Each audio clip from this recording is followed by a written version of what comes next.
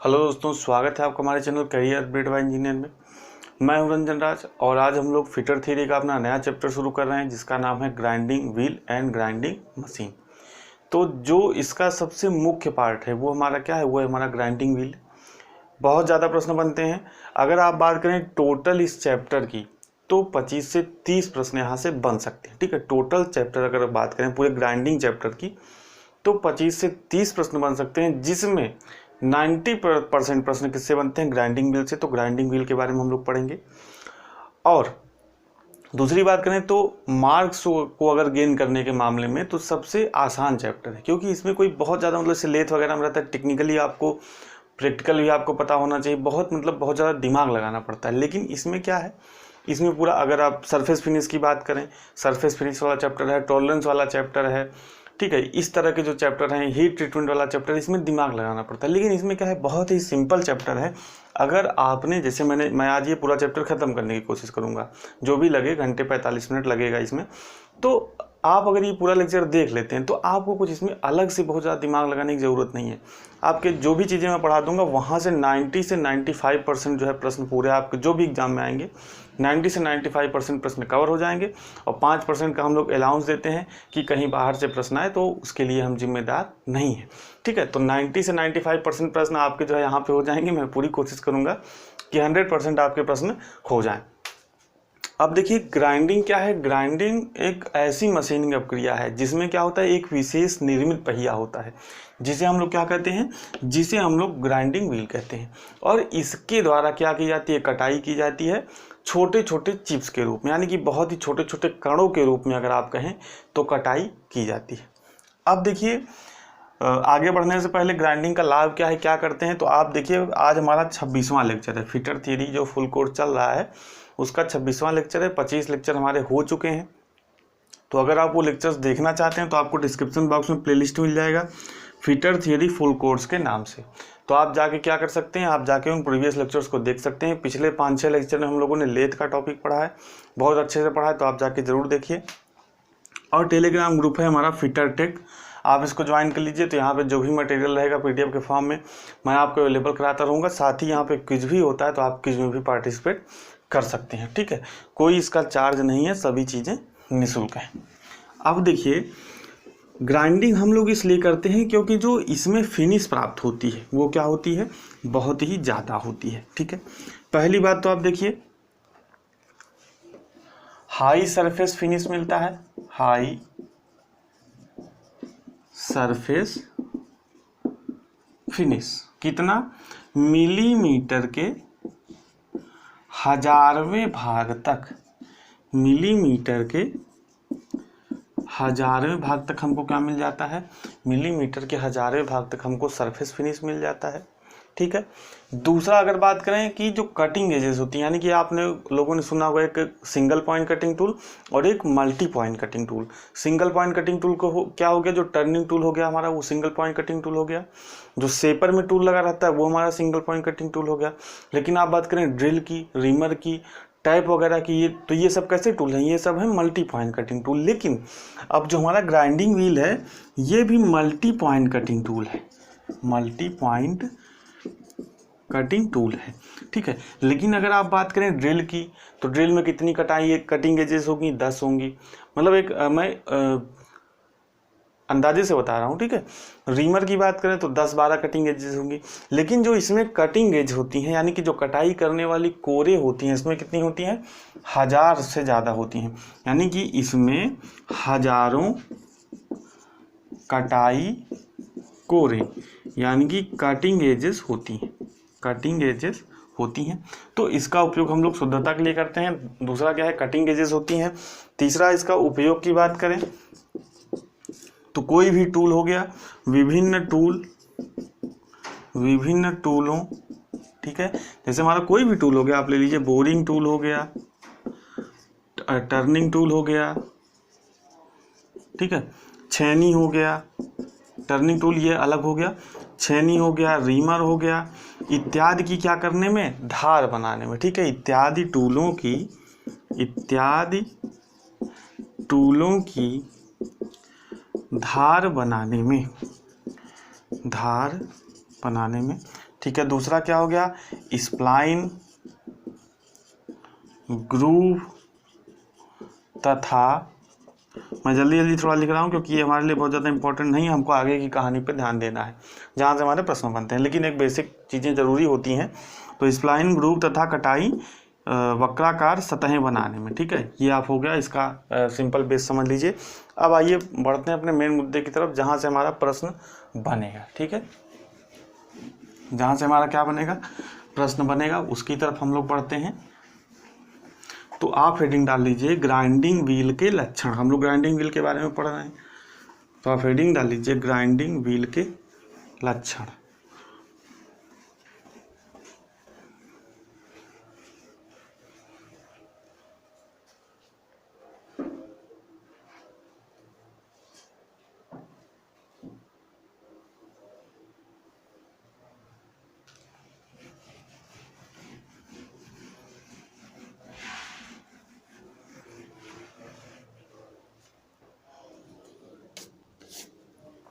Heading डालिए grinding wheel के लक्षण।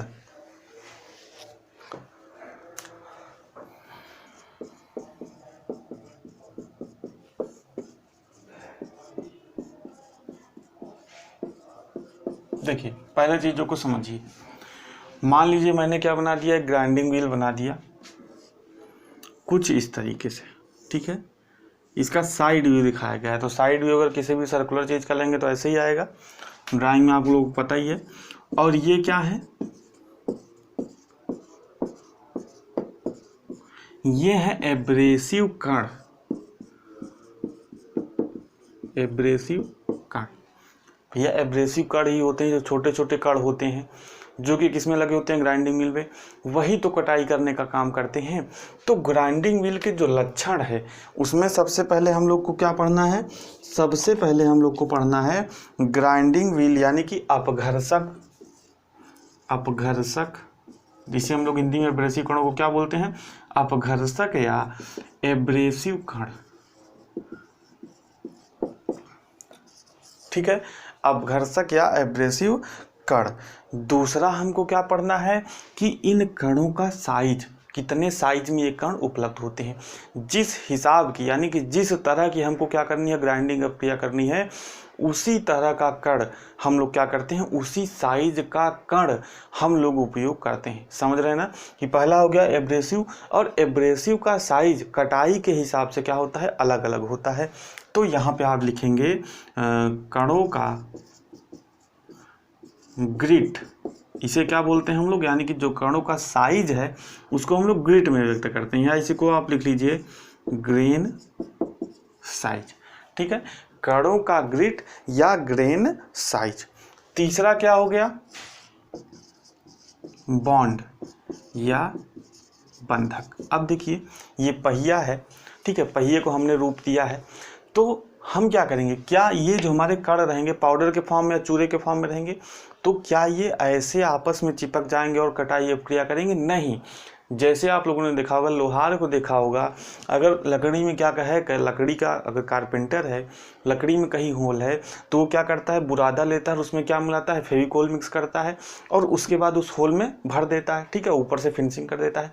उसी तरह जब हमको ग्राइंडिंग व्हील बनाना है तो इन कणों को आपस में चिपकाने के लिए हमको क्या चाहिए, एक बॉन्ड चाहिए, जिसे हम लोग क्या बोलते हैं, बॉन्ड या बंधक। कई तरह के होते हैं, कहाँ उपयोग होते हैं, सभी चीज़ों के बारे में हम लोग पढ़ेंगे। ग्रेन साइज कितने तरह का होता है, सभी चीज़ों के बारे में हम लोग पढ़ेंगे। एब्रेसिव या घर्षक कितने तरह के होते हैं, इसके बारे में हम लोग पढ़ेंगे। तो ये सब क्या है, ये सब ग्राइंडिंग व्हील के लक्षण हैं। तीन चीज़ें आपको समझ में आ गई। चौथा क्या हो गया, बॉन्ड का ग्रेड। चौथा क्या हो गया, बॉन्ड का ग्रेड। अब देखिए भैया, अब वही लोहार वाला एग्जांपल ले लीजिए। जैसे लोहार को कितनी मजबूती के साथ जो बुरादा है उसको लकड़ी में चिपकाना है, ठीक है, तो फेविकोल का जो मतलब कठोरता है वो क्या हो जाएगी, अलग अलग हो जाएगी। चीज़ों को समझने का प्रयास करिए। तो अगर देखिए हमको बहुत ही मुलायम मटेरियल की हमको ग्राइंडिंग करनी है, बहुत ज़्यादा लोड इस ग्राइंडिंग व्हील पे नहीं पड़ना है, तो हम क्या करेंगे, कोई सॉफ्ट ग्रेड वाला क्या उपयोग करेंगे, बॉन्ड उपयोग करेंगे, जो क्या करेगा, इन कणों को थोड़ा नरमता से क्या करेगा, आपस में चिपकाएगा। और दूसरा एक बॉन्ड रहेगा, अगर लोहार की भाषा में बोले दूसरा एक फेविकोल रहेगा, वो क्या रहेगा, बहुत ही हार्ड रहेगा, यानी कि उन कणों, वो जो है एब्रेसिव कणों को बहुत ही ज़्यादा कठोरता के साथ आपस में चिपकाए रखेगा, निकलने नहीं देगा। तो यही क्या है, पहले हम लोग बॉन्ड का प्रकार देखेंगे बॉन्ड में, और फिर देखेंगे बॉन्ड का ग्रेड, यानी कि कौन सा जो है बॉन्ड कठोर है, कौन सा बॉन्ड क्या है, नरम है। पांचवा देखेंगे क्या है, पहिए का स्ट्रक्चर। पहिए का स्ट्रक्चर, ये भी आपसे पूछता है। तो देखिए पहिए का स्ट्रक्चर क्या है, अगर देखिए अगर हम क्या कर दें, जैसे मान लीजिए लोहार की भाषा में समझिए, चीज़ों को समझने का प्रयास करिए, मैं पूरा प्रयास कर रहा हूँ कि आपको समझ में आए। तो अगर फेविकोल की मात्रा, यानी कि लकड़ी का बुरादा लोहार ले रहा है और उसमें क्या कर दे, फेविकोल की मात्रा ज़्यादा कर दे, तो क्या होगा, जो ये बुरादा होगा वो क्या होगा, दूर दूर हो जाएगा और फेविकोल उसमें ज़्यादा हो जाएगा, यानी कि जो लकड़ी में बुरादे के कण हैं वो क्या हो जाएंगे, दूर दूर हो जाएंगे। ठीक उसी तरह अगर हम कोई ग्राइंडिंग व्हील बना रहे हैं और उसमें क्या कर दें, बॉन्ड बहुत ज़्यादा भर दें और एब्रेसिव कण कम कर दें, तो जो एब्रेसिव कण हो जाएंगे दूर दूर हो जाएंगे ना, तो उसका जो स्ट्रक्चर हो जाएगा वो कैसा हो जाएगा, खुला प्रकार का। खुला प्रकार का क्यों, क्योंकि जो एब्रेसिव कण रहेंगे दूर दूर रहेंगे।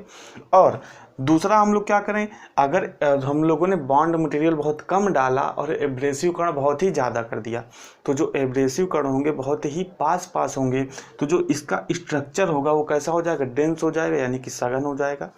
तो यही सभी चीज़ें हम लोग को जो है पढ़नी है इस पूरे ग्राइंडिंग व्हील के चैप्टर में, और यहीं से कैसे प्रश्न बनता है मैं आपको प्रश्न भी बताऊंगा। ठीक है, तो आइए पढ़ते हैं ग्राइंडिंग व्हील के लक्षण में। जो सबसे पहले हम लोग पढ़ेंगे वो पढ़ेंगे एब्रेसिव या अपघर्षक कण कितने तरह के होते हैं, कहाँ किनका उपयोग होता है और यहाँ से क्या प्रश्न बनते हैं। ठीक है, तो हेडिंग डाल लीजिए अपने नोट्स में और नोट्स जरूर बनाइए अगर सिलेक्शन लेना है तो, और नहीं लेना है तो कोई बात नहीं है। मैं आपको पहले भी कह चुका हूँ कि मैं कोई जरूरी नहीं कि मेरे लेक्चर से ही नोट्स बनाइए, आप किसी का भी लेक्चर देख रहे हो, गूगल से पढ़ रहे हो, किताब से पढ़ रहे हो, तो वहाँ से इंपॉर्टेंट चीज़ों को छाट के अपना नोट्स जरूर बनाइए। सिलेक्शन लेना है तो, ना लेना है तो कोई बात ही नहीं। देखिए एब्रेसिव कणों को हम लोग दो भागों में बांट सकते हैं, कौन कौन सा, पहला होता है प्राकृतिक, ठीक है, दूसरा क्या होता है, कृत्रिम। थोड़ा जल्दी जल्दी मैं करूँगा क्योंकि बहुत ज़्यादा लंबा हो जाएगा लेक्चर अगर हम लोग जल्दी जल्दी नहीं करेंगे तो। प्राकृतिक में देखिए क्या आता है, प्राकृतिक में हमारा आ गया बालू, दूसरा क्या आ गया कोरंडम। आपको यहाँ पर कन्फ्यूजन नहीं है, कोरंडम है, कार्बोरंडम अलग चीज़ है। कोरंडम और कार्बोरंडम दोनों अलग अलग चीज़ हैं, तो यहाँ पे क्या लिख रहा हूँ, प्राकृतिक में क्या आएगा, कोरंडम। ठीक है, तीसरा क्या हो गया, एमरी, और चौथा क्या हो गया, डायमंड। ठीक है, तो ये अगर प्राकृतिक अपघर्षक की बात करें तो ये हमारे कैसे अपघर्षक होते हैं, ये हमारे होते हैं प्राकृतिक अपघर्षक, ये चार होते हैं। अब बात कर लेते हैं हम लोग सिंथेटिक अपघर्षक की, यानी कि कृत्रिम अपघर्षक की। तो इसमें सबसे पहला आता है सिलिकॉन कार्बाइड, सिलिकॉन कार्बाइड। ठीक है, इसे हम लोग क्या बोलते हैं, सिलिकॉन कार्बाइड को हम लोग कार्बोरंडम भी बोलते हैं।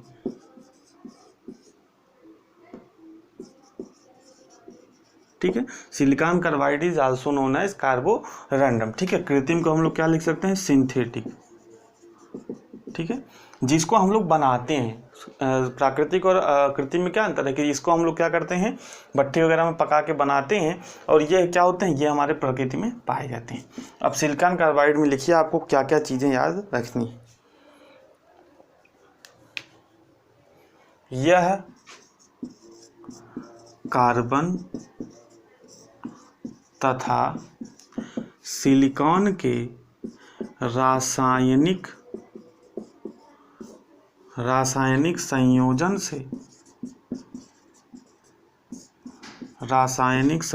से प्राप्त किया जाता है। अगला जो पॉइंट लगा के ऐसे स्टार लगा के लिखिए, इसका जो रंग होता है वो कैसा होता है,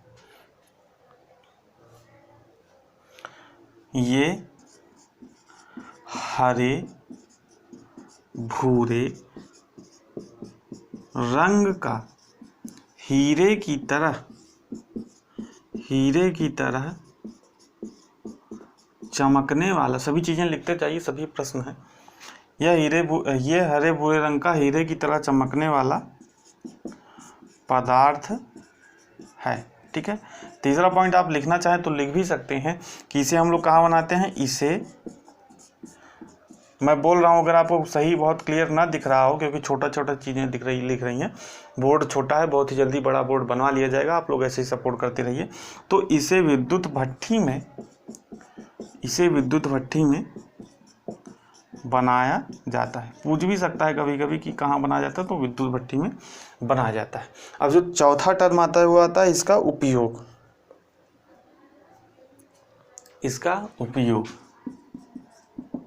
ठीक है, तो इसके उपयोग में लिखिए, यह अपेक्षाकृत अधिक कठोर तथा भंजनशील होता है।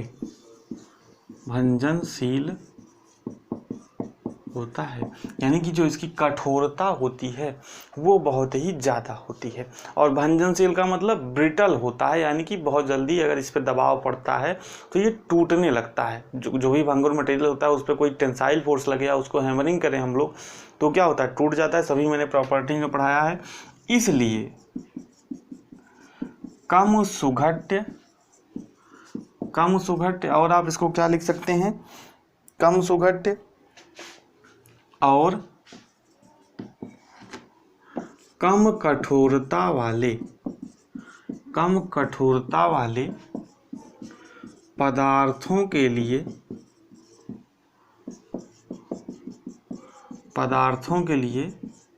उपयुक्त है। ठीक है, तो किस लिए उपयुक्त है, अपेक्षाकृत ज़्यादा कठोर होता है। अब देखिए, कम कठोरता वाले पदार्थों के लिए उपयुक्त क्यों है, हर चीज़ का रीजन होता है।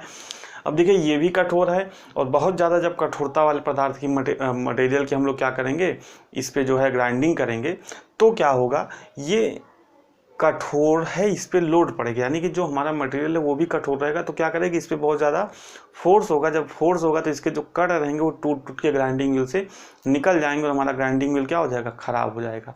तो ये भी कठोर है, तो बहुत ज़्यादा कठोरता वाले पदार्थों की जो ग्राइंडिंग है इसके द्वारा नहीं कर सकते हैं। अब आइए देखते हैं, अगला जो हमारा एब्रेसिव है वो कौन सा है, वो है एल्यूमिनियम ऑक्साइड। ठीक है, अगला जो हमारा कृत्रिम एब्रेसिव है वो क्या है, एल्यूमिनियम ऑक्साइड। ये भी इम्पोर्टेंट है। प्रश्न कैसे बनेगा अभी मैं ये भी आपको बता रहा हूं।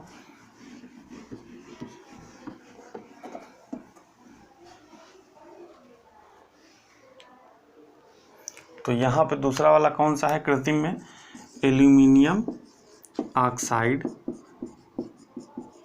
या इसी को हम लोग क्या बोलते हैं, फ्यूज्ड कोरंडम। हालांकि और नामों से इसको पूछा नहीं जाता है, लेकिन आप जान जाइए, एल्यूमिनियम ऑक्साइड, फ्यूज्ड कोरंडम, या इसी को हम लोग कहते हैं फ्यूज्ड एलुमिना। तो अगर आपसे दूसरे नाम से भी पूछे तो आप उसके लिए तैयार रहें। अब देखिए, इसमें लिखिए, यह बॉक्साइट द्वारा विद्युत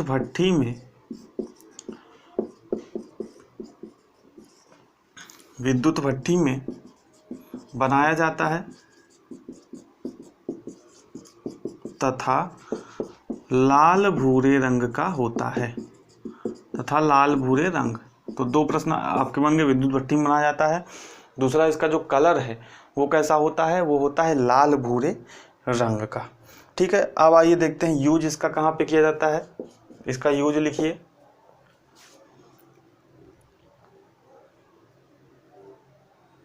स्टील की ग्राइंडिंग में, मुख्यतः आप लिखिए स्टील की ग्राइंडिंग में। ठीक है, तो इसका उपयोग ये पूछा गया है, कहाँ उपयोग होता है, स्टील की ग्राइंडिंग में उपयोग होता है। ठीक है, तो ये थे हमारे मुख्य एब्रेसिव कण।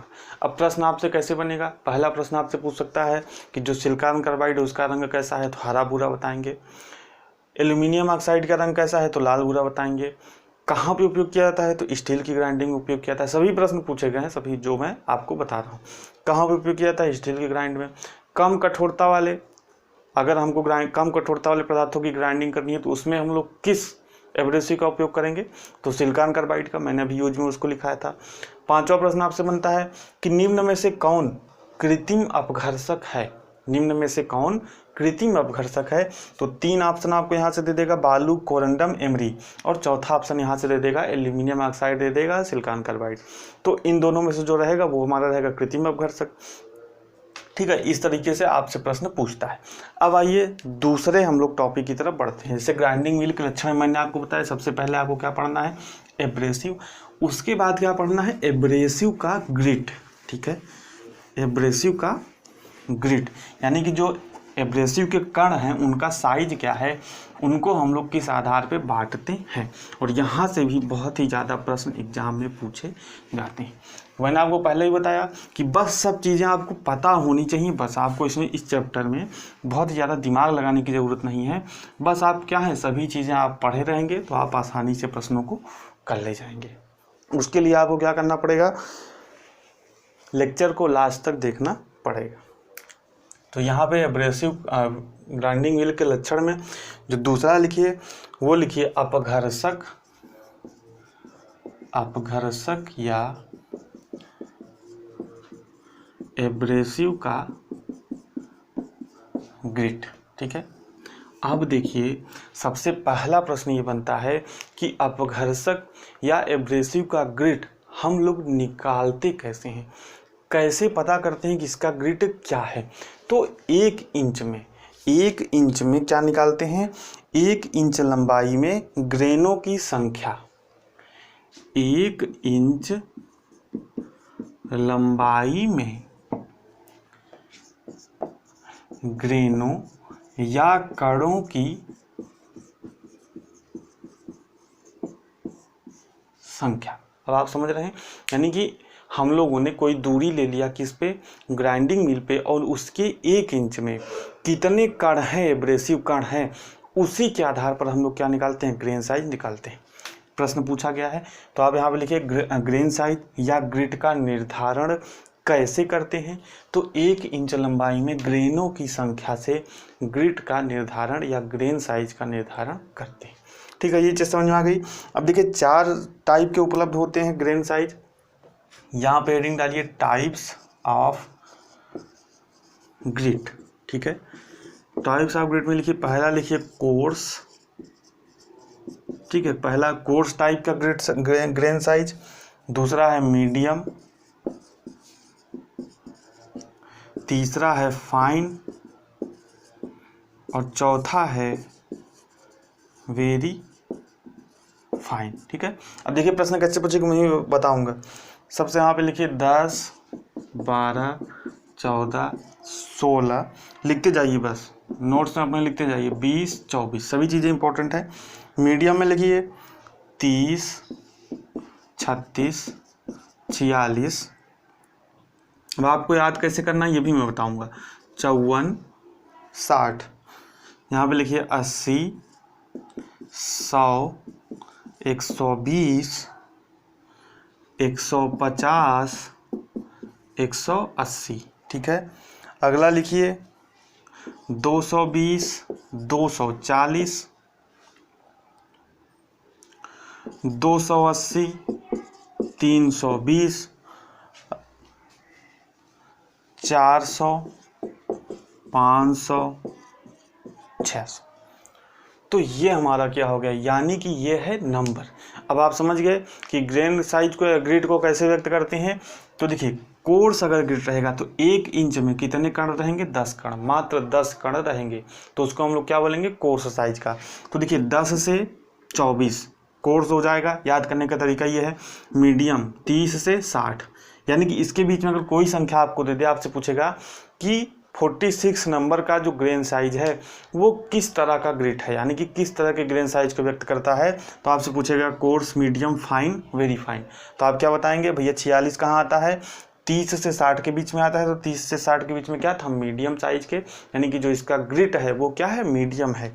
इसी तरीके से फाइन वाले में आपको याद करना है 80 से 180। आपसे पूछे 150 जो ग्रेन साइज है वो किस तरह का ग्रिड को व्यक्त करता है। तो आपसे ऑप्शन देगा course, medium, fine, very fine. तो देखिए फाइन के बीच में आ रहा है 150, तो क्या हो जाएगा, जो कण का ग्रिड हो जाएगा वो क्या हो जाएगा, फाइन हो जाएगा। इसी तरीके से वेरी फाइन में आपको याद करना है 220 से 600। इस तरीके के प्रश्न पूछे गए हैं। जो लोग प्रश्नों को करते होंगे, क्वेश्चन बैंक वगैरह होगा तो उठा के प्रश्नों को आप देख लीजिएगा। तो ये क्या थे, ये थे हमारे ग्रेन ये साइज, या इसे हम बोलते हैं एब्रेसिव या अपघर्षक का ग्रिड। ठीक है, तो दूसरा लक्षण हमारा हो गया ग्राइंडिंग व्हील का। तीसरा आप लिखिए एब्रेसिव बॉन्ड। ठीक है, अब देखिए कण हो गया, कणों का साइज हो गया। अब पहिया बनाने के लिए हमको क्या चाहिए, फेविकोल। मैंने आपको लोहार की भाषा में बताया था ना कि बुरादा और फेविकोल। तो बुरादा हमारे पास हो गया, बुरादे का साइज हो गया। अब हमको क्या चाहिए, फेविकोल चाहिए, जिसको मिला के हम लोग क्या कर सकें, ग्राइंडिंग व्हील बना सकें। तो उसे हम लोग क्या बोलते हैं, उसे हम लोग बोलते हैं एब्रेसिव बंधक, अपघर्षक बंधक, या उसे इंग्लिश में बोलते हैं एब्रेसिव बॉन्ड। ठीक है, तो तीसरा आप हेडिंग डालिए एब्रेसिव बॉन्ड। यहाँ से ही बहुत ही ज़्यादा प्रश्न बनते हैं, कई तरह के बॉन्ड हमारे होते हैं। तो आइए देखते हैं।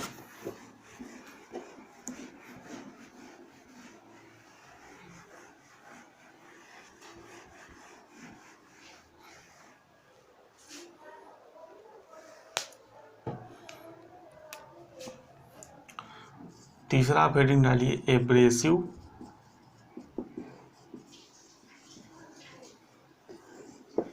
बॉन्ड। कई तरह के बॉन्ड होते हैं। तो पहला आप सबसे लिखिए विट्रिफाइड बॉन्ड। पहला आप क्या लिखेंगे, विट्रिफाइड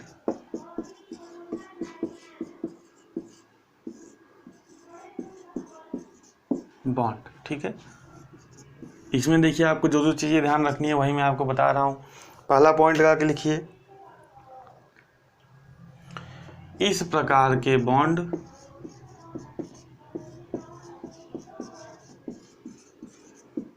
फेल्सपार, फेल्सपार हमारा एक मटेरियल होता है,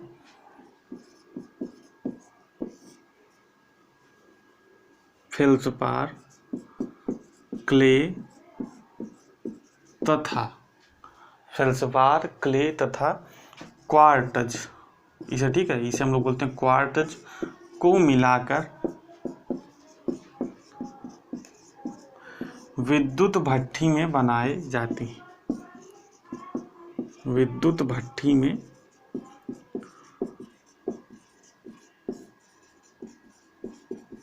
बनाए जाते हैं। दूसरा पॉइंट क्या है, लगभग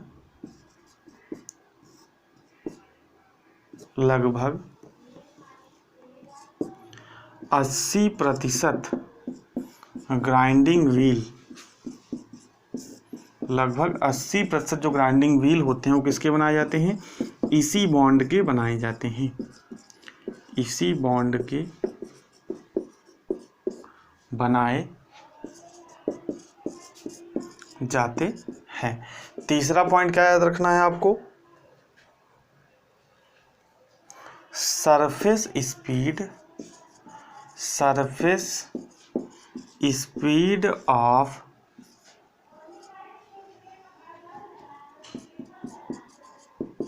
vitrified bond wheel is 1990 RPM। ठीक है, कभी कभी आपसे पूछ लेता है कि भैया जो विट्रिफाइड बॉन्ड से ग्राइंडिंग व्हील बनाया जाएगा उसकी सरफेस स्पीड यानी कि जो सतह की गति है, यानी कि एक तरह से RPM ग्राइंडिंग व्हील घूमता है ना, तो उसकी सतह की गति क्या होनी चाहिए, ये प्रश्न आपसे पूछ सकता है। तो उसकी सतह की गति क्या होनी चाहिए, 1990 RPM। ये प्रश्न पूछा गया है, तो आपसे फिर से भी पूछा जा सकता है। तो ये है हमारा जो पहला बॉन्ड था, वो था हमारा विट्रिफाइड बॉन्ड। अब अगला बॉन्ड, जो अगले बॉन्ड की तरफ हम लोग बढ़ते हैं, वो क्या है, खनिज या मिनरल बॉन्ड। ठीक है, तो दूसरा जो हमारा बॉन्ड आता है वो क्या है, खनिज बॉन्ड या मिनरल बॉन्ड।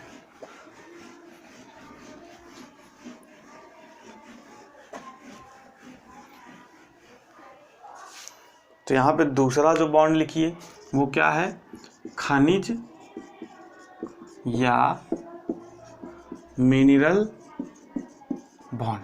अब इसमें दो तरह के बॉन्ड होते हैं, कौन कौन से, पहला होता है हमारा सिलिकेट बॉन्ड, सिलिकेट बॉन्ड, दूसरा क्या हो गया, मैग्नीशिया बॉन्ड, दूसरा हो गया मैग्नीशिया बॉन्ड। यानी कि मिनरल बॉन्ड को और खनिज बॉन्ड को हम यानी कि जो खनिज बॉन्ड है उसको हम लोग दो भागों में बांटेंगे। कौन कौन सा, पहला हो गया सिलिकेट बॉन्ड और दूसरा हो गया मैग्नीशिया बॉन्ड। ठीक है, तो आपको सबसे पहला जो यानी कि जो पॉइंट आपको याद रखना है सिलिकेट बॉन्ड से, वो क्या याद रखना है कि इसका प्रयोग आर्द्र ग्राइंडिंग यानी कि वेट ग्राइंडिंग में किया जाता है। ठीक है, ये प्रश्न है कि सिलिकेट बॉन्ड का उपयोग कहाँ पे किया जाता है, आर्द्र ग्राइंडिंग में। अब आर्द्र ग्राइंडिंग क्या होती है, तो जब हमको बहुत ज़्यादा हाई सरफेस फिनिश प्राप्त करनी होती है या किसी बहुत ज़्यादा कठोर मटेरियल की हमको ग्राइंडिंग करनी होती है, तो हम लोग क्या करते हैं, किसी यानी कि स्नेहक का उपयोग करते हैं। आप लोगों ने इंडस्ट्री वगैरह में गए होंगे, देखा होगा ऊपर से लिक्विड गिरता रहता है सफ़ेद कलर का। ठीक है, तो उसी तरह का आर्द्र ग्राइंडिंग में हम लोग यानी कि पहिए पे और पहिए के बीच में, पहिए और जो हमारा जॉब रहेगा उसके बीच में लिक्विड गिरता रहेगा, तो आर्द्र ग्राइंडिंग करेंगे हम लोग हाई सरफेस फिनिश प्राप्त करने के लिए। ठीक है, तो सिलिकेट बॉन्ड का जो उपयोग है वहाँ पे जो पहिया बना होता है ग्राइंडिंग व्हील, जब हम लोग आर्द्र ग्राइंडिंग में करते हैं तो वहाँ पे जो ग्राइंडिंग व्हील बना होगा उसमें कौन सा बॉन्ड उपयोग रहेगा, उसमें सिलिकेट बॉन्ड का उपयोग रहेगा। तो ये प्रश्न आपसे पूछ सकता है। दूसरा क्या है कि इसका प्रयोग आर्द्र ग्राइंडिंग में वेट ग्राइंडिंग किया जाता है। दूसरा है भैया कि जब हम लोग आर्द्र ग्राइंडिंग करते हैं यानी कि वेट ग्राइंडिंग करते हैं तो उसमें हम लोग क्या उपयोग करते हैं, दूसरा प्रश्न आपसे ये बनता है। ठीक है, यानी कि जो स्नेहक हम लोग उपयोग कर रहे हैं वो क्या होता है। ठीक है, तो इससे भी आपसे प्रश्न बनता है। तो यहाँ पे लिखिए जल के साथ समान मात्रा में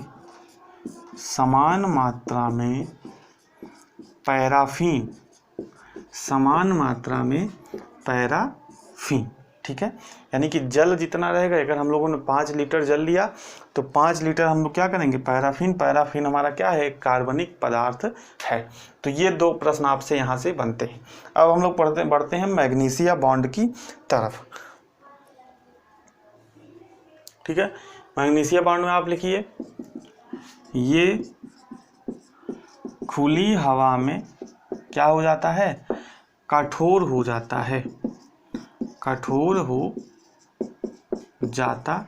है तथा केवल शुष्क ग्राइंडिंग के लिए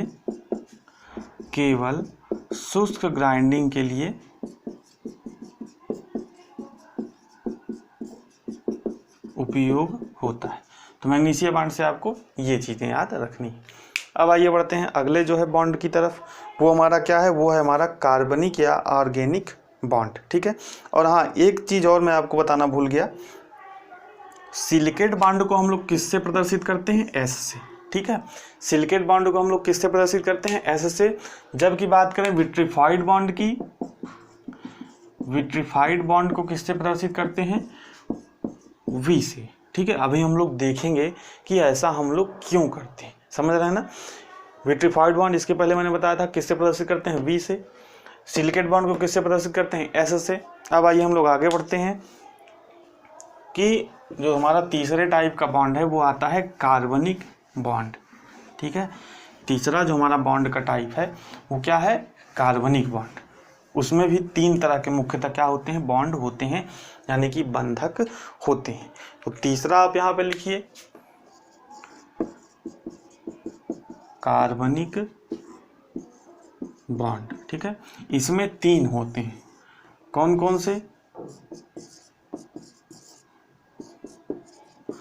पहला हो गया सैलाक बॉन्ड, ठीक है, इसे सैलिक बॉन्ड भी आप लोग कह सकते हैं, ठीक है, सैलाक बॉन्ड। दूसरा क्या हो गया, रेजिनाइज्ड बॉन्ड, रेजिनाइज्ड बॉन्ड। तीसरा क्या हो गया, रबर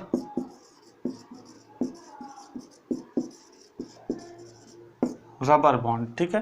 यानी कि अगर आप कार्बनिक बॉन्ड की बात करें तो इसमें 3 बॉन्ड मुख्यतः आते हैं, ठीक है, रेजिनाइज्ड बॉन्ड या इसे हम लोग रेजिन बॉन्ड भी बोलते हैं, सैलाक बॉन्ड और रबर बॉन्ड, ठीक है। इसे सैलाक बॉन्ड को हम लोग किससे प्रदर्शित करते हैं, ई से, बहुत ही ज़्यादा इंपॉर्टेंट चीज़ें हैं ये।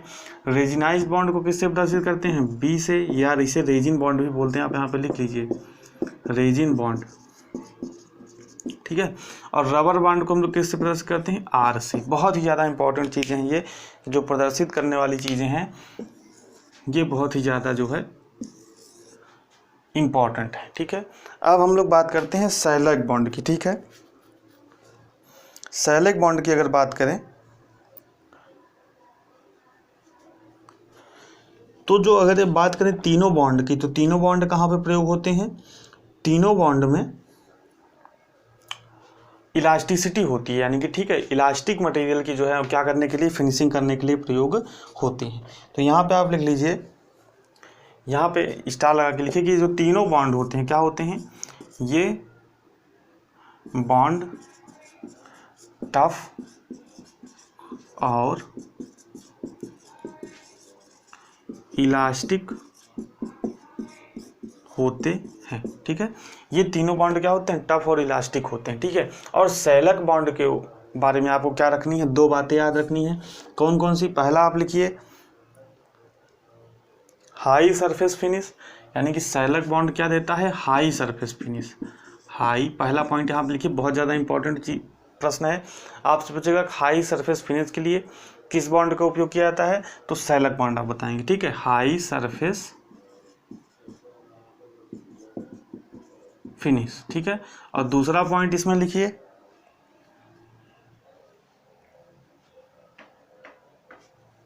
इलास्टिक ग्राइंडिंग व्हील के लिए, इलास्टिक ग्राइंडिंग व्हील अगर हमको बनाना है, ठीक है, यानी कि अगर प्रत्यास्थ ग्राइंडिंग व्हील बनाना है तो हम लोग मुख्यतः किसका उपयोग करते हैं, इलास्टिक ग्राइंडिंग व्हील बनाना है तो उसके लिए हम लोग मुख्यतः किसका उपयोग करते हैं, सैलिक बॉन्ड, ठीक है, या इसे हम लोग सैलाक बॉन्ड भी बोलते हैं। तो ये 2 प्रश्न आपको सैलाक बॉन्ड से याद रखने हैं।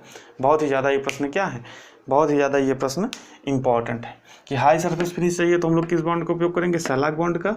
इलास्टिक ग्राइंडिंग व्हील बनाना है तो हम लोग किसका उपयोग करेंगे, सैलाक बॉन्ड का। तो ये थे हमारे बॉन्ड। अब जो चौथा टॉपिक लिखिए, चौथा टॉपिक क्या है, ग्राइंडिंग व्हील की कठोरता या ग्रेड, ठीक है, लक्षण में अभी हम लोगों ने देखा था ना। तो चौथे पॉइंट में लिखिए ग्राइंडिंग व्हील की कठोरता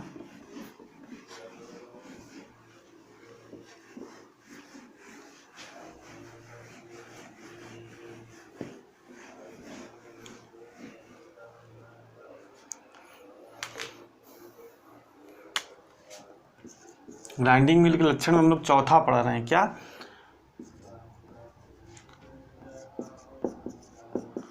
ग्राइंडिंग व्हील की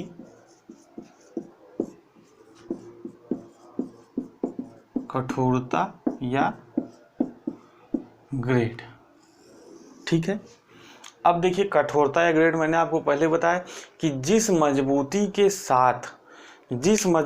साथ जो बॉन्ड है वो एब्रेसिव कणों को आपस में बांध के रखता है वही क्या कहलाता है, वही उसका ग्रेड या कठोरता कहलाती है, ठीक है। यानी कि जो हमारा बॉन्ड क्या होगा, बहुत अच्छा मजबूत रहेगा तो एब्रेसिव कणों को आपस में चिपका के रखेगा। हम उससे बहुत ज़्यादा ग्राइंडिंग भी करेंगे तब भी वो हमारा जो एब्रेसिव कण होंगे उससे टूट के निकलेंगे नहीं। तो यही क्या कहलाती है, यही हमारी कहलाती है ग्राइंडिंग व्हील की कठोरता या ग्रेड। अब आपको इससे पहली बात याद रखनी है सबसे ज़्यादा महत्वपूर्ण, कि ग्राइंडिंग व्हील का जो ग्रेड है या कठोरता है उसको हम लोग किससे प्रदर्शित करते हैं। तो आप यहाँ पे लिखिए, बहुत ही ज़्यादा इम्पोर्टेंट है, पहिए की कठोरता या ग्रेड को अंग्रेजी वर्णमाला यहाँ पे लिखिए कैपिटल, यानी कि जो अंग्रेजी वर्णमाला के कैपिटल लेटर हैं, ग्रेड को अंग्रेजी वर्णमाला के अक्षरों द्वारा प्रदर्शित किया जाता है, अक्षरों द्वारा प्रदर्शित किया जाता है। समझ गए आप चीज़ें, बहुत ज़्यादा इंपॉर्टेंट प्रश्न है, पूछा गया है। तो अंग्रेजी वर्णमाला के अक्षरों में प्रदर्शित किया जाएगा, तो कहाँ से कहाँ तक, ए से जेड तक, ठीक है, ए से जेड तक प्रदर्शित किया जाएगा। अब भैया आपसे अगला प्रश्न आता है कि ए क्या प्रदर्शित करेगा, जेड क्या प्रदर्शित करेगा। तो यहाँ पे लिखिए ए जेड। ए क्या प्रदर्शित करता है, ए ग्रेड वाले पहिए का, ए ग्रेड वाले पहिए का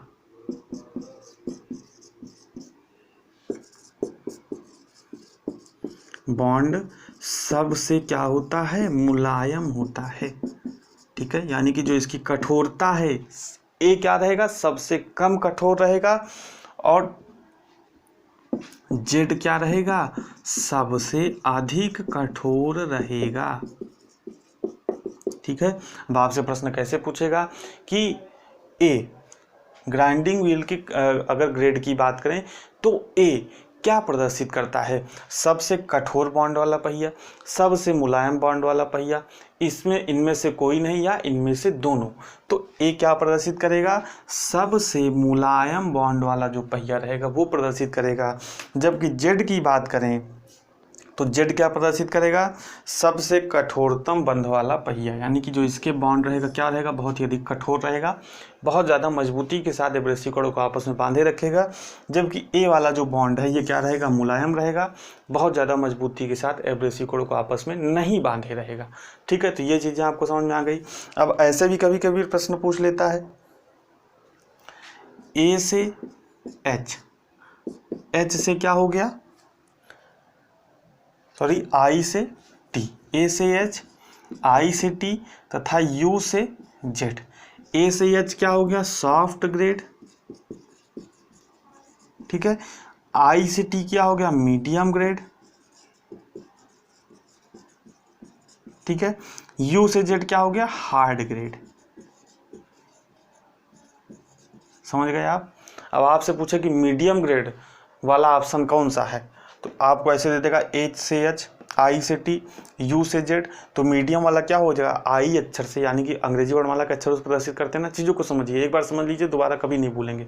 और जल्दबाजी वाला काम करेंगे तो कभी चीज़ें समझ नहीं आएगा आपको, इधर से उधर यूट्यूब पे 10 लेक्चर देखते ही रहेंगे। अगर बढ़िया से चीज़ों को पढ़ते हैं, विस्तार से पढ़ते हैं, तो एक ही लेक्चर में आपका सभी काम हो जाएगा। तो ए सी एच हमारा क्या रहेगा, सॉफ्ट ग्रेड, आई से टी मीडियम ग्रेड, और यू से जेड हमारा किस में रहेगा, हार्ड ग्रेड, ठीक है। तो ये थी हमारे ग्राइंडिंग व्हील की कठोरता या ग्रेड। तो यहाँ से जो प्रश्न बनते हैं, ऐसे प्रश्न आपसे बनेंगे, किससे प्रदर्शित करते हैं, ए क्या प्रदर्शित करता है, जेड क्या प्रदर्शित करता है, और यहाँ से प्रश्न बनेगा। अगला जो पांचवा है वो क्या है ग्राइंडिंग व्हील के लक्षण में, ग्राइंडिंग व्हील का स्ट्रक्चर मैंने आपको पहले ही बताया था कि एब्रेसिव कण अगर पास पास हैं और दूर दूर है, उसके आधार पर क्या होता है, उसका स्ट्रक्चर होता है। उसको भी प्रदर्शित करने का एक सिस्टम होता है, वो सिस्टम आपसे पूछता है। तो आप पांचवा हेडिंग डालिए,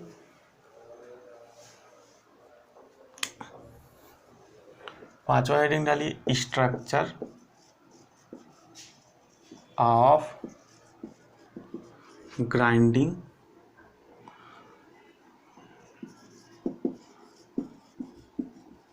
व्हील, ठीक है।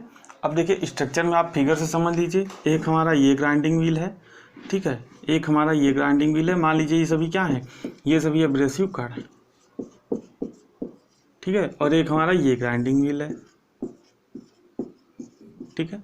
तो देखिए दोनों का स्ट्रक्चर क्या है, अलग अलग है, यानी कि इसमें क्या है, एब्रेसिव कण ज़्यादा है, जबकि जो बॉन्ड मटेरियल है, यानी कि जो बंधक पदार्थ है, जो एब्रेसिव कणों को आपस में बांध रहा है, वो कम है। यहाँ पे क्या है, जो बॉन्ड मटेरियल है वो ज़्यादा है, जबकि एब्रेसिव कण क्या है, एब्रेसिव कण कम है। तो अब आपको सबसे पहला प्रश्न ये पूछता है कि जो स्ट्रक्चर ऑफ ग्राइंडिंग व्हील है उसको हम लोग कैसे प्रदर्शित करते हैं, स्ट्रक्चर ऑफ ग्राइंडिंग व्हील कैसे प्रदर्शित करते हैं। तो आप लिखिए, इसे 1 से 15 तक की संख्याओं द्वारा प्रदर्शित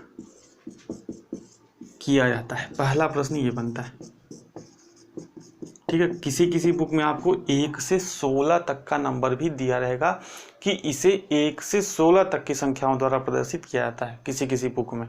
तो वहाँ पे आपको परेशान नहीं होना है। एग्जाम में जब आपको ऑप्शन देगा तो वो एक ही देगा, या 1 से 15 देगा या 1 से 16 देगा।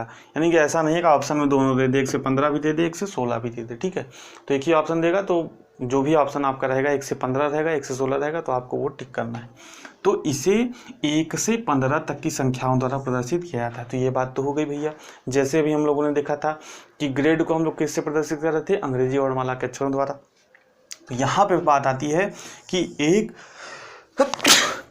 क्या प्रदर्शित करता है और 15 क्या प्रदर्शित करता है, ठीक है। दोनों का अलग अलग क्या होगा, मतलब होगा ना। तो यहाँ पे लिखिए एक नंबर वाला स्ट्रक्चर अत्यधिक बंद प्रकार का होता है।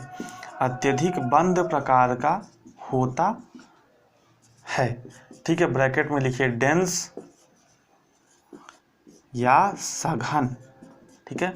अब डेंस या सघन का मतलब क्या है भैया, कि इसमें जो है एब्रेसिव कण ज़्यादा रहेंगे। बंद प्रकार का मतलब क्या, कि एब्रेसिव कण एकदम पास रहेंगे। जबकि 15 वाला क्या, ये स्ट्रक्चर अधिक खुला प्रकार का होता है। अत्यधिक खुला प्रकार का होता है। अब यहाँ पे आप ऐसे फिगर बना के यहाँ पे 1 नंबर लिख लीजिए, यहाँ पे 15 नंबर लिख लीजिए, ठीक है। तो ताकि आपके माइंड में क्या रहे, एक फिगर के हिसाब से सभी चीज़ें बनी रहे।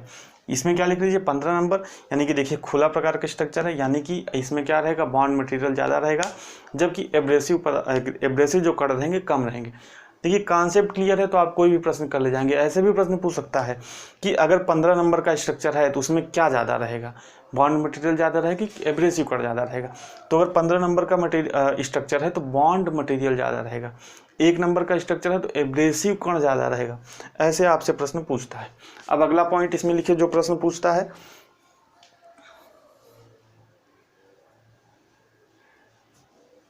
ठीक है। अगला जो पॉइंट है वो स्टार लगा के लिखिए, यहाँ पे आप लिखिए स्टार लगा के, इसी में लिखिए।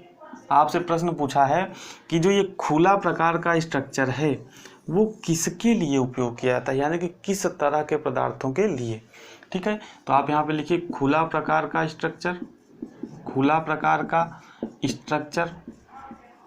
ठीक है। चीज़ों को आप समझ लेंगे तो कैसे भी घुमा फिरा के प्रश्न पूछेगा आप कर ले जाएंगे। खुला प्रकार का स्ट्रक्चर किस लिए प्रयोग किया जाएगा, सॉफ्ट एंड डक्टाइल मटेरियल के लिए इसका उपयोग किया जाएगा। और अगर आपसे पूछे कि जो हार्ड वाला यानी कि जो डेंस वाला स्ट्रक्चर रहेगा, या 1 नंबर वाला स्ट्रक्चर रहेगा, या अत्यधिक बंद प्रकार का स्ट्रक्चर रहेगा, उसको किसके लिए प्रयोग किया जाएगा, तो हार्ड मटेरियल के लिए प्रयोग किया जाएगा। तो ये प्रश्न बनता है, अधिक खुला प्रकार वाला स्ट्रक्चर। अब प्रश्न देखिए कैसे पूछ सकता है, प्रश्नों को निकालने का प्रयास करिए। मेरा मेन मोटिव यही कि आपका कॉन्सेप्ट क्लियर हो, चाहे 2 लोग ही क्लास देखें, लेकिन जो भी देखें लास्ट तक देखें तो उनका कॉन्सेप्ट क्या हो, पूरा क्लियर हो जाए। तो अब देखिए, अब आपसे यहाँ पूछा है प्रश्न, प्रीवियस एग्जाम में पूछा है कि अत्यधिक खुला प्रकार का स्ट्रक्चर किस लिए प्रयोग किया जाएगा, तो सॉफ्ट एंड डक्टाइल मटेरियल के लिए। अब अगर आपसे प्रश्न पूछ ले उल्टा करके कि 15 नंबर वाला स्ट्रक्चर किस लिए प्रयोग किया जाएगा, या 14 नंबर वाला स्ट्रक्चर किस लिए प्रयोग किया जाएगा, तो वहाँ पे भी आप क्या बताएंगे, soft and ductile material. Previous exam में क्या प्रश्न पूछा गया कि अत्यधिक बंद प्रकार का स्ट्रक्चर अगर होगा तो वो किस प्रकार के पदार्थ के लिए प्रयोग किया जाएगा, तो आप यहाँ पे क्या मानेंगे, हार्ड मटेरियल, ठीक है, कठोर पदार्थ के लिए। और यही प्रश्न आपसे अगर थोड़ा सा घुमा के पूछ ले कि 1 नंबर वाला जो स्ट्रक्चर रहेगा, यानी कि ग्राइंडिंग व्हील में अगर 1 नंबर का स्ट्रक्चर है तो वो किस लिए प्रयोग होगा, तो भैया 1 नंबर वाला बंद प्रकार वाला सब एक ही तो है, वो भी किसके लिए प्रयोग होगा, वो भी हार्ड मटेरियल के लिए ही उपयोग होगा। चीज़ें आपको समझ में आ गई तो लाइक कर दीजिए, और वीडियो को शेयर नहीं किया तो शेयर कर दीजिए। अब आइए बढ़ते हैं आगे बढ़ते हैं और यहाँ से क्या प्रश्न बनता है ग्राइंडिंग से, ठीक है। तो अभी जाइएगा मत, अभी बहुत ही ज़्यादा सबसे इम्पोर्टेंट चीज़ अब आने वाली है।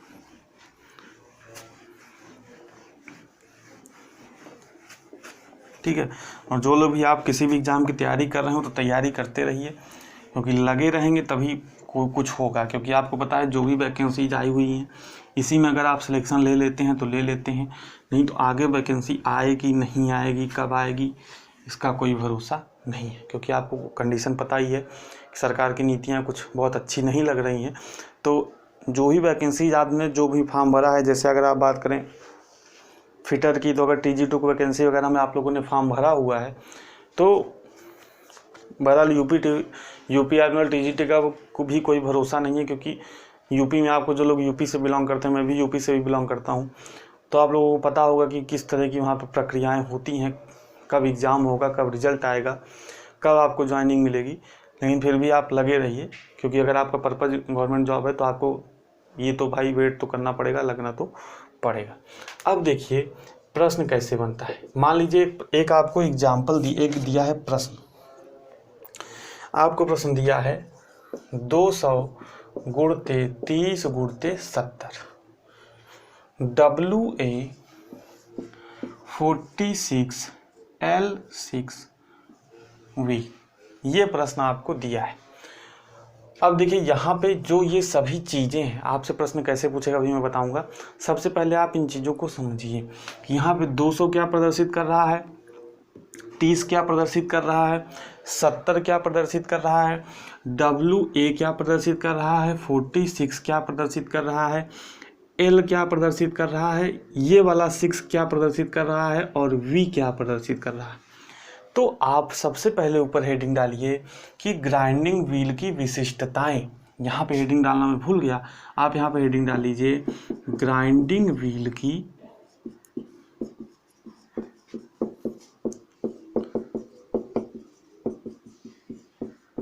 विशिष्टताएं। ठीक है, नहीं दिख रहा तो मैं बोल रहा हूँ, हेडिंग डाल लीजिए ग्राइंडिंग व्हील की विशिष्टताएं या स्पेसिफिकेशन ऑफ ग्राइंडिंग व्हील। अब देखिए भैया, मैंने जब आपको लेथ का स्पेसिफिकेशन पढ़ा था तो स्पेसिफिकेशन है क्या, विशिष्टताएं है क्या, जिस आधार पर हम मार्केट में कोई चीज़ लेने जाते हैं वही हमारा क्या कहलाता है, वही हमारा कहलाता है स्पेसिफिकेशन। ठीक है, जिससे अगर हम फ्रिज लेने जाते हैं मार्केट में तो हम क्या बताते हैं, भैया हमको 185 लीटर का फ्रिज चाहिए, 175 लीटर का फ्रिज चाहिए। ठीक है, ये नॉर्मल चीज़ें हम लोग अपने दैनिक जीवन में जो चीज़ें उपयोग होती हैं उसके बारे में आपसे बात कर रहा हूँ। जैसे अगर मैं आपसे कहूँ कि AC लेना है आपको, तो आप उससे जाएंगे तो क्या कहेंगे, 1 टन का AC चाहिए।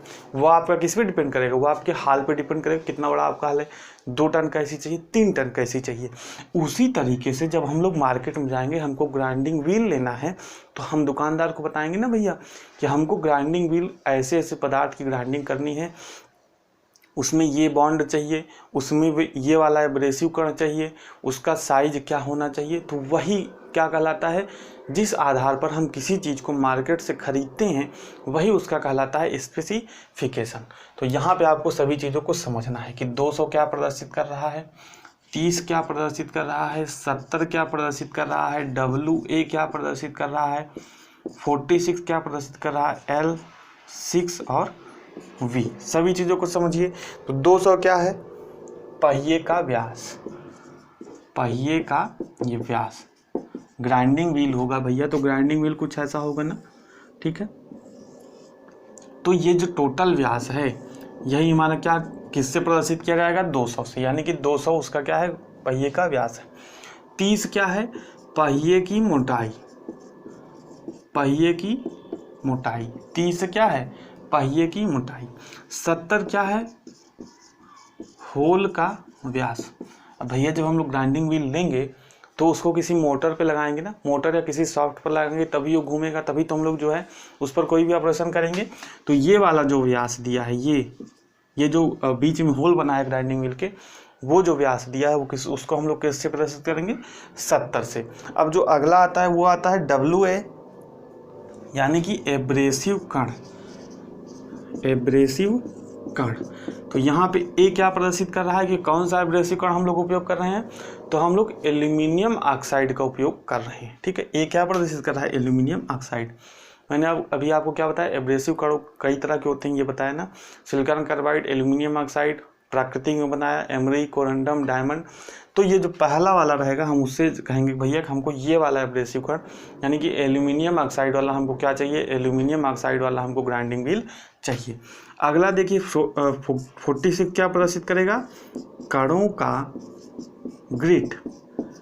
46 क्या प्रदर्शित करेगा, कणों का ग्रिड प्रदर्शित करेगा, यानी कि कणों का साइज क्या है। दूसरे नंबर पे मैंने आपको बताया था, तो ये क्या प्रदर्शित करेगा, 46 कणों का ग्रिड, यानी कि ये कैसा है, यानी कि जो कणों का ग्रिड है वो किस तरह का है, मीडियम साइज का, क्योंकि 46 किस में आ रहा था, मीडियम वाले में आ रहा था ना। एल क्या प्रदर्शित करेगा, बॉन्ड का ग्रेड। ठीक है, अभी आपको मैंने ग्रेड बताया ना, ग्रेड क्या होता है, जिस कठोरता के साथ बॉन्ड एब्रेसिव कणों को बांधता है। तो एल हमारा क्या प्रदर्शित करेगा, बॉन्ड का ग्रेड। 6 क्या प्रदर्शित करेगा, पहिए का स्ट्रक्चर। पहिए का स्ट्रक्चर, पहिए का स्ट्रक्चर मैंने आपको बताया कहाँ से कहाँ तक प्रदर्शित करते हैं, 1 से 15 तक। तो 6 क्या प्रदर्शित करेगा, पहिए का स्ट्रक्चर। वी क्या प्रदर्शित करेगा, बॉन्ड का प्रकार। ठीक है, तो वी अभी मैंने आपको बताया था, मैंने आपको सभी चीज़ें बताई थी कि भैया बहुत ही ज़्यादा इंपॉर्टेंट है।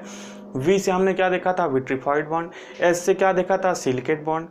ई से क्या देखा था, सैलक बॉन्ड। बी से क्या देखा था, रेजिन बॉन्ड। और आर से क्या देखा था, रबर बॉन्ड देखा था ना। तो यहाँ पे अगर वी लिखा है तो कौन सा हम लोग बॉन्ड उपयोग कर रहे हैं, विट्रीफाइड बॉन्ड। अगर यहाँ पे ई लिख दे तो कहेगा कि कौन सा बॉन्ड उपयोग कर रहे हैं, सैलिक बॉन्ड। आर लिख दे तो कौन सा बॉन्ड उपयोग कर रहे हैं, रबर बॉन्ड। इसी तरीके से स्ट्रक्चर बदल सकता है, पहिए का ग्रेड बदल सकता है, ग्रेन का साइज बदल सकता है, एब्रेसिव कण बदल सकता है। अब आपसे प्रश्न में कैसे पूछेगा एग्जाम में, आपको ऐसे ही एक दे देगा, ये वाला तो बहुत कम देता है, इसको नहीं देता है क्योंकि ये साइज क्या होता है, अलग अलग होता है। आपको मुख्यतः कौन सा देता है एग्जाम में, मुख्यतः ऐसे ही एक स्ट्रक्चर आपको दे देता है और आपसे पूछेगा कि 46 क्या प्रदर्शित करता है। तो 4 ऑप्शन दे देगा, एब्रेसिव कण, एब्रेसिव कण का साइज, बॉन्ड, बॉन्ड का ग्रिड। तो 46 क्या प्रदर्शित करता है, एब्रेसिव कणों का साइज या कणों का ग्रिड को प्रदर्शित करता है। दूसरा प्रश्न आपसे पूछेगा एल क्या प्रदर्शित करता है, ऐसे एक पूरा प्रश्न दे देगा, उसमें पूछेगा कि एल क्या प्रदर्शित करता है। तो आपको 4 ऑप्शन दे देगा, एब्रेसिव कण, कणों का ग्रिड, बॉन्ड का ग्रेड और पहिए का स्ट्रक्चर। तो एल क्या प्रदर्शित करता है, एल प्रदर्शित करता है हमारा बॉन्ड का ग्रेड। इसी तरीके से 6 आप पूछेगा कि 6 क्या प्रदर्शित करता है, तो 6 प्रदर्शित करता है पहिए का स्ट्रक्चर। और वी क्या प्रदर्शित करता है, तो वी प्रदर्शित करता है हमारा बॉन्ड का प्रकार। तो आपसे ऐसे प्रश्न पूछ सकता है, यहाँ पे आर वी दे दिया और पूछेगा बताइए ग्राइंडिंग व्हील की एक विशिष्टताएं दी गई हैं, इसमें कौन से बॉन्ड का प्रयोग हो रहा है। तो वी आपको पता है कि वी हमारा क्या प्रदर्शित करता है, विट्रीफाइड बॉन्ड। तो आपको 4 ऑप्शन जो दिया रहेगा आप उसमें क्या टिक करेंगे, विट्रीफाइड बॉन्ड। यहाँ पे दे देगा बी, आपसे प्रश्न पूछेगा कि ये एक पहिए की विशिष्टताएं प्रदर्शित की गई हैं, जिसके बाद ये लिखा रहेगा तो बताइए इस ग्राइंडिंग व्हील में किस बॉन्ड का उपयोग हुआ है। 4 बॉन्ड आपको दे देगा, विट्रीफाइड बॉन्ड दे देगा, रेजिन बॉन्ड दे देगा, सैलक बॉन्ड दे देगा, रबर बॉन्ड दे देगा। तो बी किस बॉन्ड को प्रदर्शित करता है, मैंने अभी आपको बताया कि रेजिन बॉन्ड को प्रदर्शित करता है। तो आप कौन सा आंसर टिक करेंगे, रेजिन बॉन्ड वाला उपयोग करेंगे। बाकी आप सभी समझदार हैं, कोई भी प्रश्न ऐसे पूछे तो आप प्रश्नों को कर ले जाएंगे। अब आइए हम लोग देखते हैं थोड़ा सा दोष। ठीक है, वेल्डिंग पहिए में दोष कुछ उत्पन्न हो जाते हैं। ठीक है, तो वहां से भी प्रश्न बनता है। तो सिंपल प्रश्न है लेकिन उसको देख लेते हैं। अब देखिए 3 दोष उत्पन्न होते हैं। ठीक है, 3 दोष उत्पन्न होते हैं, कौन कौन से। पहला होती है हमारी दरारें, यानी कि जब सही से हमारा ग्राइंडिंग व्हील को, अब देखिए ग्राइंडिंग व्हील में क्या करते हैं, बॉन्ड और एब्रेसिव कणों को मिला के भट्ठी में सही से पकाया जाता है उसके बाद हमारा क्या बनता है, उसके बाद हमारा ग्राइंडिंग व्हील बनता है। तो आप सबसे पहले डालिए ग्राइंडिंग व्हील में उत्पन्न दोष। ठीक है, पहला क्या हो गया, पहला हो गया दरारें, यानी कि ग्राइंडिंग व्हील में क्या हो जाती है, फट जाता है एक तरह से ग्राइंडिंग व्हील, जब उसको सही से भट्ठी में पकाया नहीं जाता है तो उसमें क्रैक्स पड़ जाते हैं। इंटरनल भी पड़ सकते हैं, यानी कि अंदर अंदर दरारें पड़ जाएंगी और आपको पता नहीं चलेगा। ठीक है, दूसरा क्या हो गया, लोडिंग। तीसरा क्या हो गया, ग्लेजिंग। ठीक है, अब देखिए लोडिंग और ग्लेजिंग हम लोग क्या समझ लेते हैं, एक ही चीज़ समझ लेते हैं, लेकिन दोनों क्या है, अलग अलग चीज़ें हैं, बहुत थोड़ा सा डिफरेंस होता है। देखिए लोडिंग में क्या होता है कि जब हम लोग कोई ग्राइंडिंग ऑपरेशन करते हैं तो वहाँ पे क्या होता है कि छोटे छोटे कण के रूप में ग्राइंडिंग चिप्स के फॉर्म में छोटे छोटे कण के रूप में कटिंग होती है, यानी कि जो चिप्स निकलते हैं वो छोटे छोटे कणों के रूप में निकलते हैं। तो वो जो कण है वो क्या हो जाते हैं, एब्रेसिव कणों के बीच में भर जाते हैं, तो जिससे हमारा जो सही से कटाई क्रिया नहीं कर पाता है ग्राइंडिंग व्हील, उन कणों के भरने के कारण, यानी कि लोडिंग हो जाने के कारण। ठीक है, छोटे छोटे कण निकले तो ग्राइंडिंग व्हील के ऊपर जाके जो स्पेस है एब्रेसिव कणों के बीच में उसमें जाके भर गए, तो वहाँ पे क्या होता है, जो कटाई क्षमता हो जाती है ग्राइंडिंग व्हील की वो कम हो जाती है। मैं समझा रहा हूँ, अगर आप लिखना चाहें तो लिख भी सकते हैं। ग्लेजिंग क्या है, ग्लेजिंग से प्रश्न पूछा गया है कि जब आपका बहुत ज़्यादा मटेरियल जो एब्रेसिव कण का क्या होता है, हार्ड होता है, तो जब हम लोग उससे ग्राइंडिंग करते हैं तो बहुत जल्दी उसके कण टूटते हैं। भाई जो भी चीज़ हार्ड रहेगी वो क्या हो जाएगी, टूटती है बहुत जल्दी। ठीक है, तो उसके कण टूट टूट के पहले निकल जाते हैं और हमारा जो बॉन्ड है वो बचा रह जाता है, यानी कि ग्राइंडिंग में बॉन्ड है, एब्रेसिव कण है, तो एब्रेसिव कण टूट टूट के निकल गए और जो हमारा बॉन्ड है वो बचा रह गया और पहिया हमारा क्या हो गया, एकदम चिकना हो गया। ठीक है, एब्रेसिव कण जब टूट के निकल जाएंगे, बॉन्ड बचेगा तो भाई एकदम क्लीन हो जाएगा, एकदम चिकना हो जाएगा, चमकदार हो जाएगा, तो उस प्रक्रिया को हम लोग कहते हैं ग्लेजिंग। तो लोडिंग में क्या होता है, एब्रेसिव कण टूट टूट के लोडिंग में क्या होता है, जो हमारे चिप्स निकलते हैं वो कणों एब्रेसिव कणों के बीच में भर जाते हैं, जिससे उसकी कटाई क्षमता कम हो जाती है, वो कहलाता है लोडिंग। और ग्लेजिंग क्या है कि अपघर्षक कण टूट टूट के निकल जाते हैं, पहिए में खाली हमारा बॉन्ड बचा रह जाता है, पहिया हमारा एकदम चिकना चमकदार हो जाता है, तो वो प्रक्रिया कहलाती है ग्लेजिंग। तो आप इसको अपने नोट्स में लिख भी सकते हैं, मैं लिखा नहीं रहा हूँ क्योंकि लेक्चर ऑलरेडी 1 घंटे का हो चुका है। अब देखिए दरारें, अगला प्रश्न क्या बनता है कि ग्राइंडिंग व्हील में दरारों का पता लगाने के लिए कौन सी जांच करते हैं। तो आप यहाँ पे लिखिए दरारों का पता लगाने के लिए एक्सरे जांच का उपयोग करते हैं। ये प्रश्न पूछा गया है, एक्सरे जांच का उपयोग करते है। ठीक है, और दूसरा इन दिनों को याद रखिए कि लोडिंग और ग्लेजिंग को सही करने के लिए एक ऑपरेशन करते हैं, कौन कौन सा, ड्रेसिंग क्रिया की जाती है, यानी कि फिर से कटाई कोर को सही करने के लिए तो कौन सी क्रिया की जाती है, ड्रेसिंग। ये सभी को नॉर्मली पता ही है। अब आइए 1-2 नोट हम लोग लिख लेते हैं। नोट पहले लिखिए, यानी कि जो प्रश्न पूछे गए हैं नोट, 1-2 नोट आप लिखिए। पहला लिखिए, महत्वपूर्ण चीजें हैं ये सभी।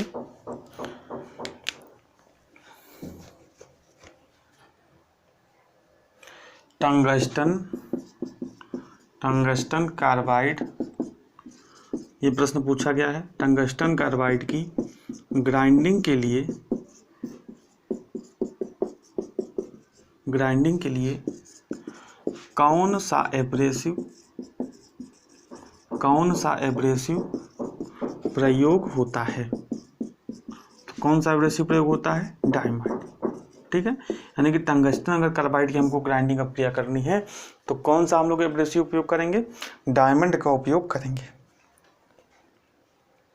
दूसरा नोट मैंने आपको बता दिया कि व्हील की, दूसरे नोट में आप लिख लीजिए क्योंकि नोट से पढ़ने में एग्जाम समय में आसानी होती है, कि व्हील की लोडिंग एवं ग्लेजिंग हो जाने पर कौन सा ऑपरेशन किया जाता है, पहिए को सही करने के लिए कौन सा ऑपरेशन किया जाता है। तो व्हील की लोडिंग एवं ग्लेजिंग हो जाने पर उसको सही करने के लिए ड्रेसिंग का ऑपरेशन किया जाता है। जो मैं बोल रहा हूँ वही आप अपना नोट बना के लिख लीजिए, बहुत आपको काम आएगा। लोडिंग एवं ग्लेजिंग हो जाने पर कौन सा ऑपरेशन किया जाता है, ड्रेसिंग का ऑपरेशन किया जाता है। अगला नोट लिखिए, अगला सभी चीज़ें मैंने आपको बता ही दी, नोट्स के माध्यम से उसको लिखने की ज़रूरत नहीं है। जैसे कि घिसाई पहिए की कठोरता व्यक्त की जाती है, ये प्रश्न आपसे पूछा गया है। प्रश्न के माध्यम से इसलिए मैंने बताया कि आपको लगे कि हाँ जो चीज़ें पढ़ा है उससे प्रश्न बनता है। आपसे पूछा है कि पहिए की कठोरता व्यक्त की जाती है, तो आपको दे देगा 4 ऑप्शन, तो वहाँ पे आपको क्या बताना है, पहिए की कठोरता या ग्रेड किससे व्यक्त किया जाता है, तो वर्णमाला के बड़े अक्षरों द्वारा या अंग्रेजी वर्णमाला के अक्षरों के द्वारा पहिए की कठोरता या ग्रेड को व्यक्त किया जाता है। तो इसी के साथ हमारा जो ग्राइंडिंग का चैप्टर है वो ख़त्म होता है। और अगर आपको कोई डाउट हो तो आप कमेंट कर दीजिएगा, मैं उसका जवाब देने की कोशिश करूँगा। साथ ही टेलीग्राम ग्रुप से नहीं जुड़े हैं तो जुड़ जाइए, ताकि जो भी PDF वगैरह हो और जो भी क्विज हो आप उसमें आसानी से पार्टिसिपेट कर सकें। नेक्स्ट लेक्चर में हम लोग शुरू करेंगे नया टॉपिक, और वीडियो पसंद आए तो लाइक कर दीजिए और शेयर कर दीजिए अपने दोस्तों के साथ। साथ ही चैनल को सब्सक्राइब नहीं किया तो सब्सक्राइब जरूर कर लीजिए, ताकि जो भी वीडियो अपलोड करूँ नेक्स्ट नोटिफिकेशन उसका आपको मिल जाए। तो हम लोग मिलते हैं नेक्स्ट लेक्चर में नए टॉपिक के साथ, तब तक बने रहिए हमारे साथ। बहुत बहुत धन्यवाद।